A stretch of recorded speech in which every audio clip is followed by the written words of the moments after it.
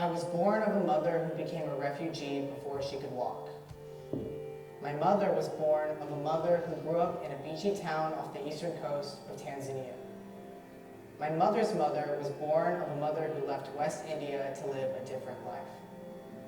In 3 generations, all 3 mothers, women, born into countries and continents of different names. Kampala, Uganda. Dar es Salaam, Tanzania. Sunav in Gujarat in India.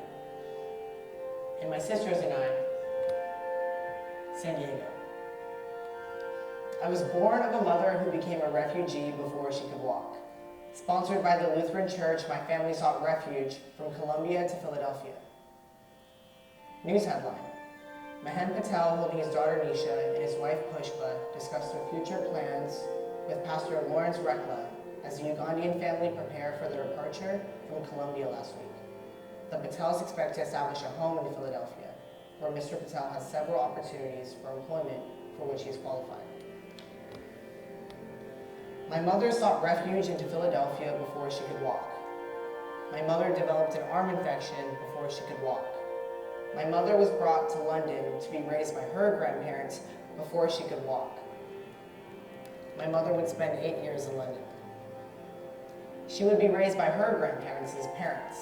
Her grandmother would be the one to pick her up from school and take her to the temple. Her grandmother would take my mother to Kentucky Fried Chicken, KFC.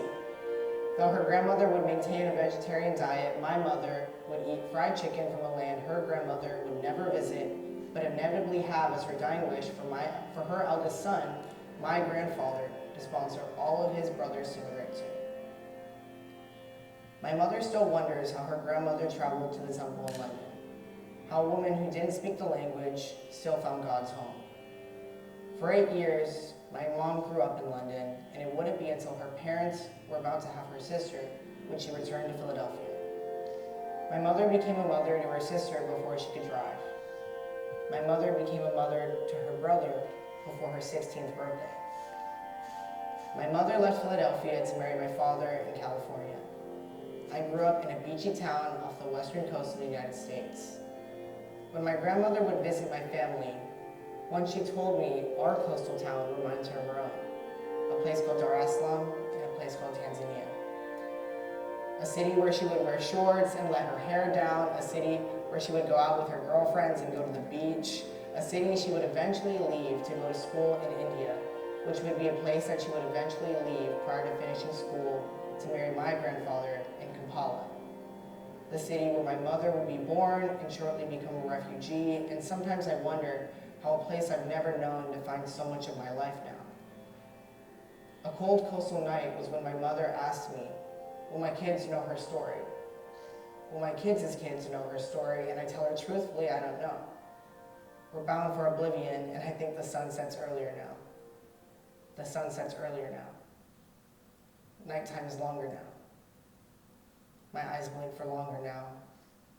The sun sets earlier now. Nighttime is longer now. My eyes blink for longer now. Or if there was an impact. So you have no idea right I have another one. Another plane just hit. Right, oh my God, another plane has just hit another building. Flew right into the middle of it. Explosion. My God, it's right in the middle of the building. This one into the east tower. Yes, right in the middle of the building. And right now, that would definitely look like it was on purpose. You saw? The United States military has begun strikes against Al-Qaeda terrorist training camps and military installations of the Taliban regime in Afghanistan. The United Nations is set to issue an unprecedented appeal to the United States and its coalition allies to halt the war in Afghanistan and allow time for a huge relief operation. The UN said that growing concern over the deteriorating humanitarian situation forced the move. It says that 7.5 million Afghans are threatened with starvation unless the airstrikes stop. It's just about 1 day old now, the U.S. led war to disarm Saddam Hussein and liberate Iraq. to the massive humanitarian crisis unfolding in Central Africa, where fighting has displaced tens of thousands in the Democratic Republic of Congo. Saddam Hussein was captured by the U.S. forces in Iraq. The soldiers captured him during a raid on a farmhouse. Tonight, I can report to the American people and to the world that the United States has conducted an operation that killed Osama bin Laden, the leader of Al-Qaeda. It's so weird to me that people are separating caring about the environment and the climate to caring about humans. Like, I care about the environment and the climate because I care about human and planetary well-being. Those are the same thing. The establishment of 19 new settlements in the occupied West Bank. Agencies say more than 33 million Sudanese people are enduring what the UN calls the world's largest hunger crisis. I'm here to announce the completion of our withdrawal from Afghanistan and the end of the military mission. The black male rode down the investigators looking closely at surveillance video, appearing to show the final moments of Ahmaud Arbery. Pakistan needs to be reconstructed the right way. RICO charges against 61 so-called Stop Cop City protesters. Now they faced a long list of allegations ranging from throwing Molotov cocktails at police to giving food to fellow activists. The shooting of 3 students of Palestinian descent in Vermont. Maybe we could use a little bit of softer touch. Who told you that he chose out to get like the white?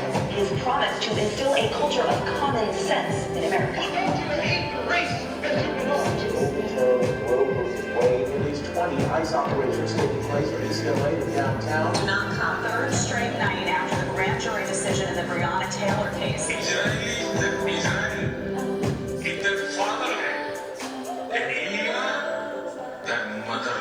Who really won the war? Make sure y'all get this on camera. حضرني على أرض صعبة لآخر نقطة دم في روحي لآخر نفس فيا لما يعني خلص هيك يبطل فيا نفس أنا هني أموت بعديها بندفن حتى في أرضي بندفن تحت الزراعة وفي أرضي بدي أزرع. بدك تصير بأرضك بالمرة. رغم انك هلا كثير بردانه ويمكن جوعانه وما في ادويه والوضع صعب برضه مش حتطلعي؟ برضه مش هطلع. هلا أنا صمدين. هالقد بتحبي فلسطين؟ هالقد. أطفال فلسطين ما بتخلوش عنها. زي ما حكت الأغنية أنا دم فلسطيني أنا دم فلسطيني.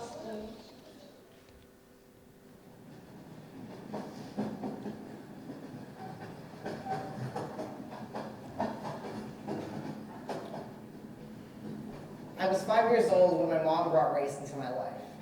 She said, "You can't go to parts of this country without being shot." For a long time, I didn't know how I wanted this to end, and I still don't, so I'm going to tell some stories. I remember growing up wanting to be white. There was this kid named Justin at my school, so on my Xbox, my character was white, and his name was Justin. Still, I remember so much joy in being like the others. I loved playing Pokemon and running cross country, and I remember one time, this girl was pointing at this Indian boy and said he was black. She then turned to me and said, "Oh, but you're brown." And how quickly 2 colors became distorted to be so violent. And I remember my freshman year of college, someone reminded me saying, "I feel like as people of color, we often forget our existence is inherently political."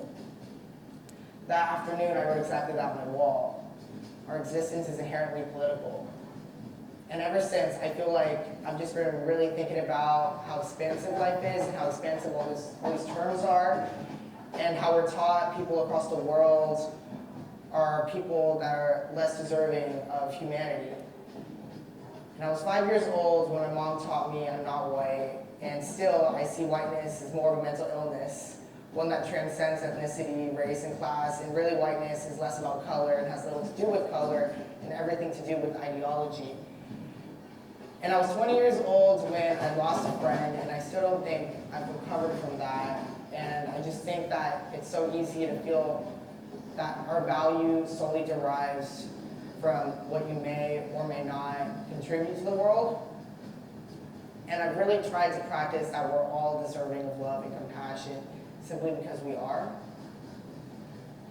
And really, I find in my day-to-day that there are less villains than there are deeply complex people with deeply complex circumstances. And there's a song I like to listen to that says that to inhale light and exhale light and surround yourself with this protective light. And I heard actually that when you're stressed, less oxygen is flowing to your brain. And so when you breathe in oxygen, it actually brings more of your personality back. And I was 6 years old when I first went to India, and I was 8 years old the last time I went to India. And sometimes I wonder how a place I've never known, not really, defined so much of my life here. And I was 10 when I first started playing Pokemon. And I was 10 when I became system impacted. And I was 17 when I first read Fanon's Black Skin, White Masks. And I'd be 17 when I first read anything related to my experience within my education. I was 20 when I read Assad Hader's Mistaken Identity, which for the first time wrote in words what I felt but never really knew how to say, that within the West, many of us are made to be the same. And because of that, we're all ambiguous by nature. And I don't know how old I was when I first understood that when I'd go to bed, I lived the days, I used to think that when I would go to bed, I would live the days of everyone else around me. And there's this idea in Buddhist and Hindu cultures known as Atman. And it describes the soul, but it also describes how all of us, like all of our souls and life in the world, are made up of the same substance. So the fire in your gut is the same fire within the sun, and there's this really compelling through line of that of our togetherness and similarity. And as I grow older, and I don't know where we're headed, and we come from a subcontinent, and my family, we moved to the east side of another continent, and now we're at this continent, and maybe I'll be at another one soon. But I've begun to understand how our existence is inherently political. And the world is crazy, and I'm crazy too, and I'm 21 now, and I see that our existence is inherently political, and that every action, from our daily routine of self-love and self-care to community wellness and international solidarity, are all very political. So take care of each other, take care of this land, know this land, know each other, know this history, know what's beautiful and chase it, and act with beauty and act with kindness and compassion. I'm 21 now, and I'm concluding my senior project. Thank you.